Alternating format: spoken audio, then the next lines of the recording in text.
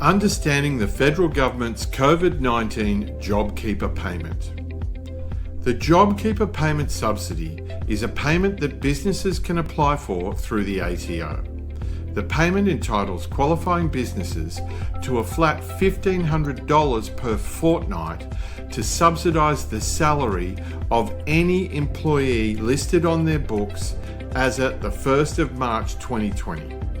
Employees can be full-time, part-time or long-term casuals, that is, a casual employed regularly for longer than 12 months. How to apply for a JobKeeper payment.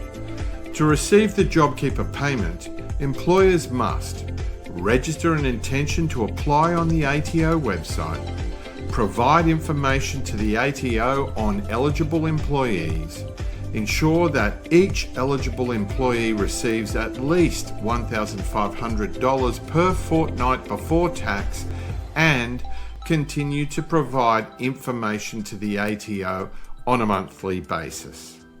Under the scheme, if a worker has been stood down because of the coronavirus downturn, they can still qualify for a payment as long as they are reinstated.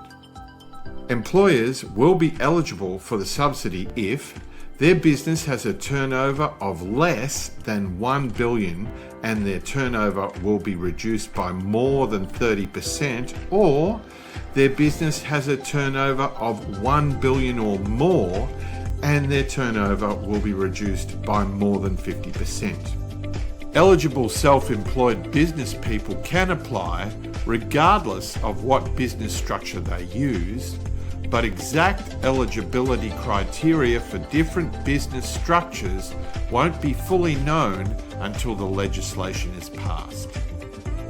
Registered charities will only need to meet a reduced turnover requirement of 15% of turnover to qualify, regardless of their size. Who are eligible employees? Eligible employees are people who are or were employed by the employer as at the 1st of March 2020, are full-time, part-time or long-term casuals, and are at least 16 years old.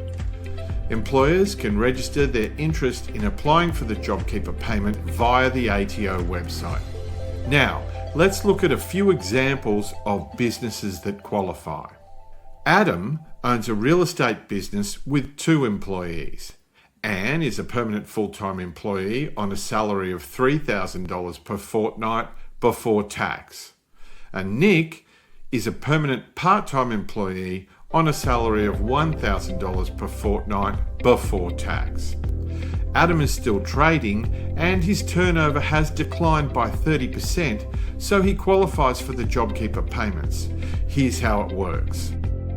The business continues to pay Anne her full-time salary of $3,000 per fortnight, and Adam's business receives $1,500 per fortnight from the JobKeeper payment to subsidise the cost of Anne's salary. The business also continues to pay Nick his $1,000 per fortnight salary, plus an additional $500 per fortnight before tax, totalling $1,500 per fortnight before tax. Adam's business receives $1,500 from the JobKeeper payment, which subsidises the cost of Nick's salary. Now, Zara runs a beauty salon in Melbourne.